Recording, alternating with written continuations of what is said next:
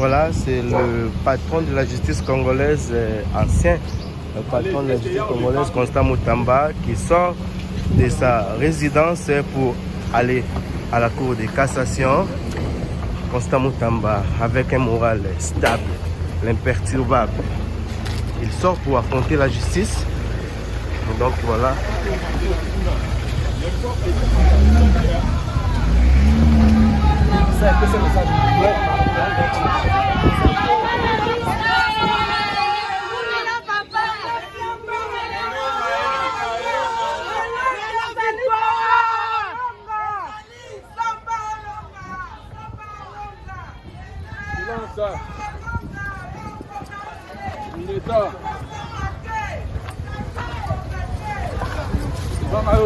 Papa.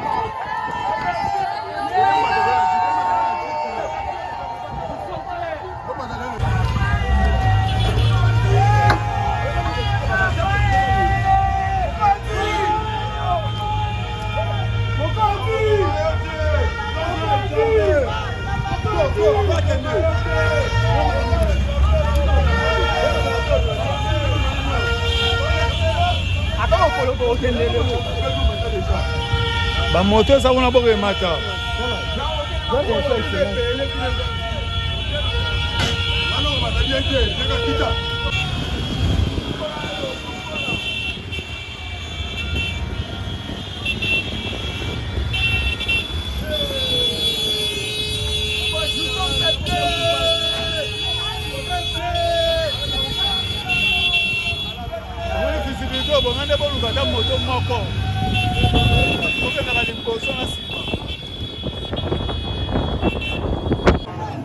Oui, et bonjour à tous, fidèles abonnés à Congo Fort Télévision. Nous sommes en direct de Kinshasa. Comme vous le savez, c'est aujourd'hui, mercredi, le jour J. Les procès Moutamba va s'ouvrir aujourd'hui à la Cour de cassation. Regarde, nous sommes à Kinshasa, à la base des leaders du chef de file de l'opposition, Constant Moutamba, qui va bientôt sortir de sa résidence. Voilà, l'ambiance sirène ici. Dans mon bonjour, mon frère. Oui, bonjour. Nous, on va bien le aller. On va dire ouais, justice. Oui, on a tiré un peu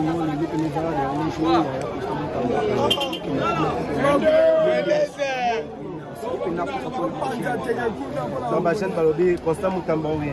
Constant Moutamba, ma chaîne Balobi, on a pena, sabla, que ça vous mentir, on a pena, ça va toucher Constant Moutamba, toucher population.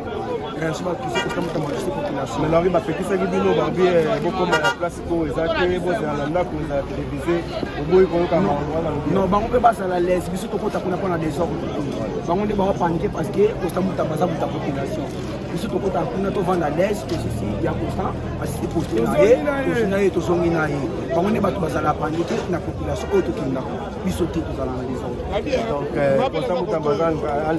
Oui, à ça, on a dit que on a pris ça va avancer, ça va chaîne parce qu'avec les très bien, ça va gérer. On va gérer. Kolingine bon moté. Kolingine bon moté. On m'a ramoboé. On va tam sango boé. On va miyibi. Kolingine moté. Justice. Non, si ne pas payer justice. Ouais, les Rolangaï. Les Rolangaï. Na bien, bon me raté, ngazali, masolo, ouais on l'ouranga. Ça c'est la base de Constant Moutamba. Nous sommes à Kinshasa, ici Ngalema, Bandeko Nyonso, tout le monde est mobilisé, regardez. Tout le monde est mobilisé. Constant Moutamba, papa, papa,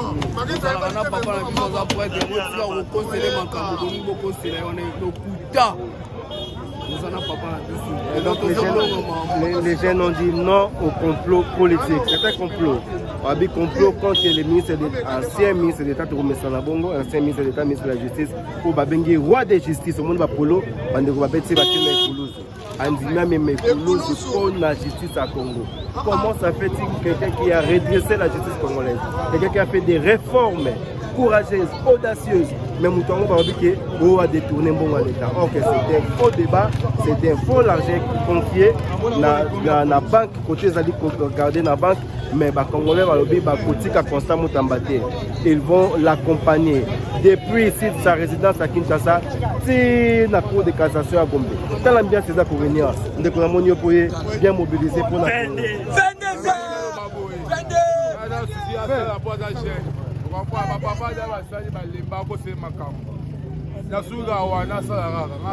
donc, Constant Moutambaté doit continuer son travail en tant que jeune Moko Malamu Kitoko, parce que Moussala Kitoko. Malgré qu'il va salir l'image, il a détourné l'argent, il a tentative de détournement. Donc les gens sont déterminés comme vous le voyez. Ici, Constant Moutambaté, il peut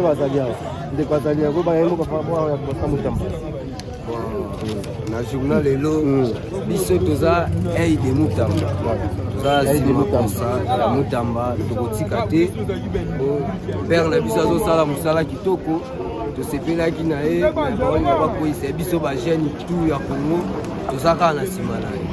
Donc la chaîne Nyos surtout jeunesse à Kinshasa, il y a Congo Mobimba, voilà c'est Constant Mutamba. Donc quand ils ont un chantier à Kinshasa, mais Congo Mobimba, voilà c'est Constant Mutamba.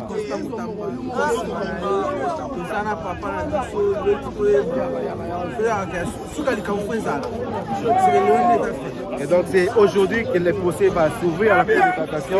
Bandeko Baza mobilisé, déterminé à accompagner chef de file de l'opposition républicaine Constant Mutamba. Pour la chaîne, en tout cas, pour le ministre de la Jeune Union, pour ce que nous parce qu'il y a un adage qui dit on ne change pas l'équipe qui gagne. Celui de l'équipe qui gagne, Tamba, à jeune Moko, à Thébiso à l'aise dans Kinshasa, Kinshasa était Congo mobile, mais il a agité pour le ministre de la Justice. Mais bon, si il est à l'aise, bon, sur le bien, mais il a la consolidaté, nous savons qu'Aïbité, il est dans les bons. Pour remettre les badouana à la bien. Merci. Constant Mutamba reste imperturbable. Il a une sereine, une mentalité sereine, une morale sereine. Et donc, il va affronter justice Oyo. Si Nasuka, c'est la population. Vous ne pas question que nous avons détourné Mbongo à l'État. Nous avons détourné Mbongo à l'État. En tout cas, la population il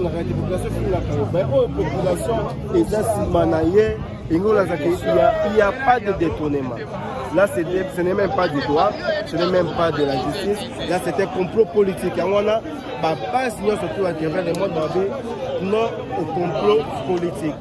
Aussi, quand nous avons parmi les jeunes, Constant Mutamba.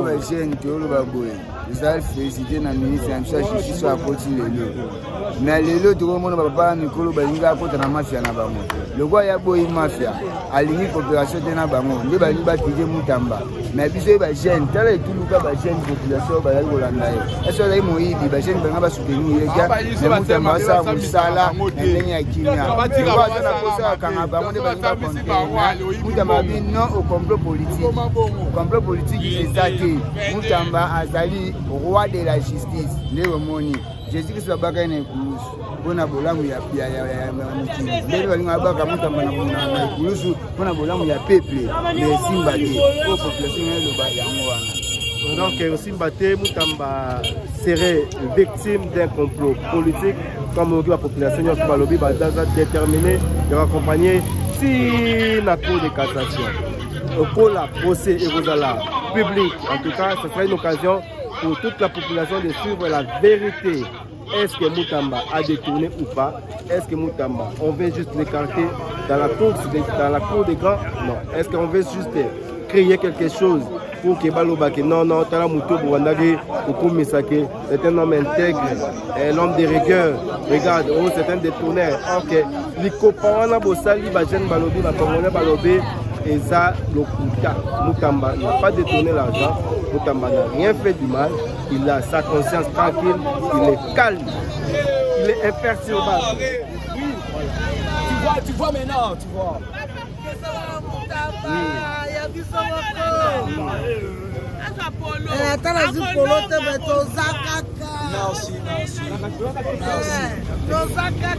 Merci au monde tous à la base de Moutamba, tout le monde est Congo Mobimba, tout bazar partout dans le monde, partout à travers la République, tout bazar c'est ma constat. Regarde la population. Regarde la population. Comment déterminer? On est là, nous avons besoin de jeunes population. J'ai comme ma Gombe, toi maintenant le Gombe, bon sa population. Bon remplacer ici na. Bon remplacer na. Papa tika na nubo tia mafatika ngoko. Papa mwana muke bango tika ta vanda. Bongo tika vanda. Bongo tika vanda. Tolingiye. Papa moto ba mikolo bokoli. Bokoli déjà botika ya vanda la justice wana vanda la jeune révolutionnaire. Nous sommes les jeunes révolutionnaires. L'unique personne qui a fait son travail comme il faut, c'est Constant Moutamba. Ce pays n'aime pas les gens qui travaillent comme il faut. Constant Moutamba, c'est une personne que nous devons soutenir jusqu'au fond. Nous sommes là.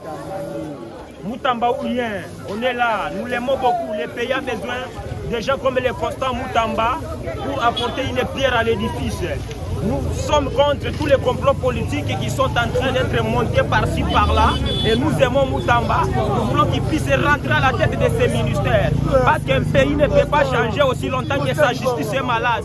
Lui est venu donner une thérapie de choc pour changer notre pays. Nous avons besoin de lui. Nous avons besoin de Moutamba. Moutamba ou rien. La patrie ou la mort, nous vaincrons. La patrie ou la mort, nous allons vaincre. Mais la justice savait qu'une flèche d'aller est accompagnée d'une flèche de retour. Merci. Donc le message est bien passé, le message est bien passé. Et donc la population est mobilisée pour accompagner leur leader, Constant Moutamba, Tungunga, l'homme de rigueur, imperturbable. Il a le moral stable. Il va affronter la justice comme il a dit. Constant Moutamba n'a pas fouillé. Oh Moutamba Kimi, oh Moutamba Kimi, oh Akinandela Tanzanie, oh Akotubamoni na Bichingobila. Moutamba est ici à Kinshasa et à très bientôt à la Cour de cassation. Abonnez-vous massivement sur Congo Forte Télévision aux intégralités à procès. En attendant, Tozako Tala Ndenge, Mukunda Zako Bimakarami. Merci pour les images.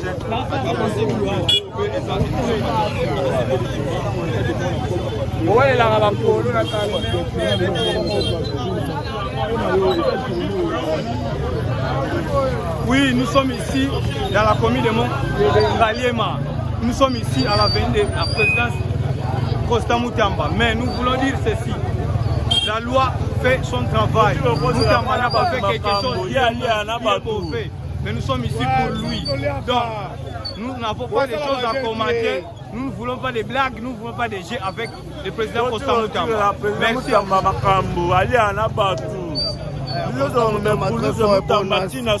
yebisa bango ke bakanga masoko na bango balinga bizu